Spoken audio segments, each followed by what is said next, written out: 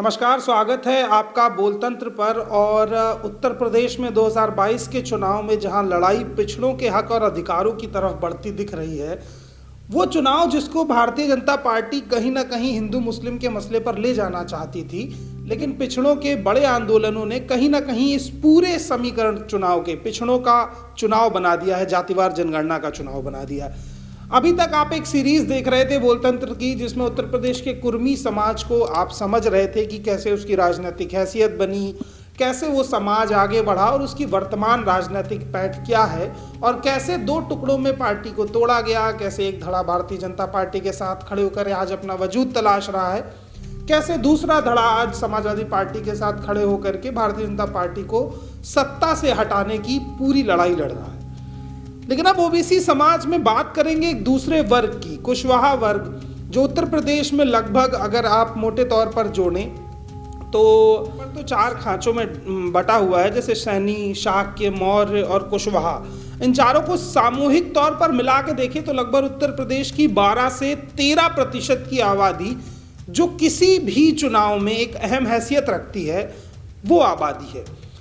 काशीराम ने जब दलितों और पिछड़ों के आंदोलन की शुरुआत की तो उन्हें बात पता था कि जो दलित हैं उनके साथ उनका सहयोग लेकर के उन्हें राजनीतिक सत्ता दिलाने के लिए वो अगर आगे आएंगे तो वो सत्ता तो दिला सकते हैं, लेकिन सरकार चला पाने में अकेले सक्षम नहीं थे। इसलिए काशीराम ने पहले कुर्मी समाज को जोड़ा, फिर कुशवाहा समाज को जोड़ा और एक मजबूत सरकार बनाने का प्रयास किया। लेकिन जैसे जैसे बसपा बड़ी हुई तो बसपा में काशीराम जी के जाने के बाद मायावती ने किसी भी दूसरे नेता का कद अपने बराबर नहीं बढ़ने दिया। जो आंदोलन असल में बहुजनों के हक और अधिकारों के लिए चला था, वो आंदोलन सिर्फ मायावती के हक और अधिकारों तक सीमित हो गया। ये कोई आरोप नहीं है, ये वो चीज़ें हैं जो आप स्पष्ट तौर पर देख सकते हैं। जैसे बसपा में मायावती ने अपना कद बढ़ने के बाद किस तरीके से पूरी कुर्मी बिरादरी को उससे अपमानित किया, निकाला, और उनके जो सत्ता के हक थे वो नहीं मिल पाए। असल में अगर किसी राजनीतिक पार्टी में आप अपने समाज के प्रतिनिधित्व को नहीं तलाश पाते हैं और अपने मुद्दों को नहीं तलाश पाते हैं तो आप वो पार्टी छोड़ते हैं। ठीक उसी तरह बाबू सिंह कुशवाहा, जो कुशवाहा समाज को लेकर के एक लंबी लड़ाई लड़ते हुए और बहुजन समाज पार्टी के उस दौर में जब सत्ता को सवर्णों के हाथ से छीन के बहुजनों के हाथ में देना था, और ये उत्तर प्रदेश की राजनीति में जहां जातिगत वर्चस्व सवर्णों का बहुत हावी था, वहां इस प्रयोग को कर पाना बहुत मुश्किल था। तो बाबू सिंह कुशवाहा जी कैबिनेट में मंत्री भी रहे बसपा सरकार में, और बहुजन समाज पार्टी को जो लोग करीब से देखते हैं वो उनकी अहमियत को समझते हैं कि कैसे उन्होंने संगठन को खड़ा किया, फिर मायावती के सबसे करीबी लोगों में जाने जाते थे। तो कैसे ये कुशवाहा समाज, कैसे इसकी राजनीतिक पैठ बनी, उस समाज के लोग जिन्होंने खेती किसानी के अलावा कभी ये सोचा भी नहीं था कि वो किसी मंच पर चढ़ेंगे, कभी किसी से अपने हक और अधिकार मांगेंगे, वो तमाम लोग लामबंद हुए। वो तमाम सैनी, शाक्य, मौर्य, कुशवाहा, जिन्हें कभी ये कहकर टाल दिया जाता था कि अरे तुम्हारा काम तो खेतों में हल चलाना है, तुम्हारा काम तो सफाई करना है, अरे तुम क्या राजनीति करोगे, तुम सत्ता में क्यों आओगे, इन सभी सवालों का उस समाज ने पलटकर जवाब दिया। उसने बताया कि हमें सत्ता में आने की आवश्यकता क्यों है। तो ठीक उसी तरीके से कुशवाहा समाज का नेतृत्व करते हुए बाबू सिंह कुशवाहा ने फिर बसपा से कुछ आपसी मतभेदों के कारण बसपा को छोड़ा, और आज उत्तर प्रदेश की राजनीति में जनाधिकार पार्टी चला करके जिन जन अधिकारों की लड़ाई वो बसपा के साथ मिलकर लड़ रहे थे, उस लड़ाई को अपने मन से लड़ने का काम शुरू किया। लेकिन एक बारीक खेल देखिए कि जब भी पिछड़ों, दलितों, अति पिछड़ों, बहुजनों की कोई भी राजनीतिक पार्टी सत्ता में अपनी हिस्सेदारी मांगती है तो ये मनुवादी मीडिया उसको कम दिखाता है।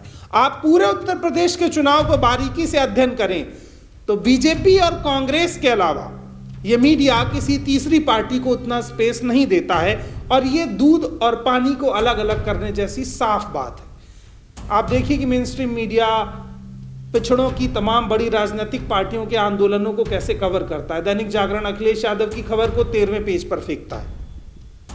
मेन स्ट्रीम मीडिया में उत्तर प्रदेश की छोटी राजनीति को चलाने वाले, क्षेत्रीय राजनीति को चलाने वाले लगभग वो तमाम दल जो 50, 60, 70 सीटों पर अपनी राजनीतिक पकड़ और सामाजिक हैसियत रखते हैं, उनकी खबरों को भी गायब कर दिया जाता है। उनके पास मीडिया के लूप का ऐसा अकाल रहता है। तो फिलहाल जो बात मैं आपको समझाना चाह रहा था कि पिछड़ों की आबादी का एक बहुत बड़ा धड़ा जो कुशवाहा समाज है वो जन अधिकार पार्टी के साथ कैसे मजबूती से खड़ा हुआ है, और जो चुनाव अभी तक समाजवादी पार्टी बनाम भाजपा चल रहा था, उस चुनाव में अभी कोई भी सरकार बनाने की पूरी स्थिति में दिखाई नहीं दे रहा है, क्योंकि लड़ाई सपा और भाजपा की लगभग टक्कर की चल रही है। तो अब आगे आने वाले दांव साफ करेंगे कि आखिर किसकी सरकार बनेगी। लेकिन इस एपिसोड में आपने जाना कि पिछड़े समाज का एक बहुत बड़ा हिस्सा कुशवाहा समाज, कैसे उसकी राजनीतिक भागीदारी की शुरुआत हुई। अगले अंक में आप जानेंगे कि कुशवाहा समाज उत्तर प्रदेश की राजनीति के लिए क्यों खास है। अगले अंक में आप जानेंगे कि आखिर मायावती से रिश्ते क्यों टूटे बाबू सिंह कुशवाहा के।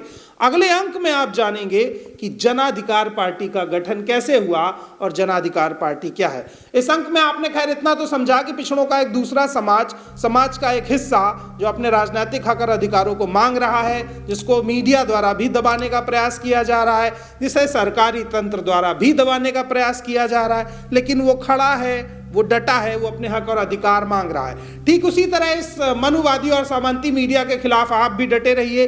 मेन स्ट्रीम मीडिया के खिलाफ, गोदी मीडिया के खिलाफ हमारी इस लड़ाई में हमारा हिस्सा बनिए, और पिछड़ों के हक और अधिकार की तमाम खबरों को देखने के लिए हमारे चैनल को सब्सक्राइब कीजिए, बेल आइकन दबाइए, क्योंकि आपका सब्सक्रिप्शन ही हमारी ताकत है। और आपको क्या लगता है कि और पिछड़े समाज का कौन सा हिस्सा जिसके राजनीतिक हक और अधिकारों पर हमें बात करनी चाहिए, उसकी जानकारी दीजिए। असल में अपने इस अंक में हम आपको उत्तर प्रदेश के कुर्मी, कुशवाहा, राजभर, मौर्य, इन तमाम समाजों की राजनीतिक हैसियत की जानकारी देंगे। बाकी अपडेट्स के लिए बोलतंत्र के साथ बने रहिए, चैनल को सब्सक्राइब कीजिए, बेल आइकन दबाइए। धन्यवाद।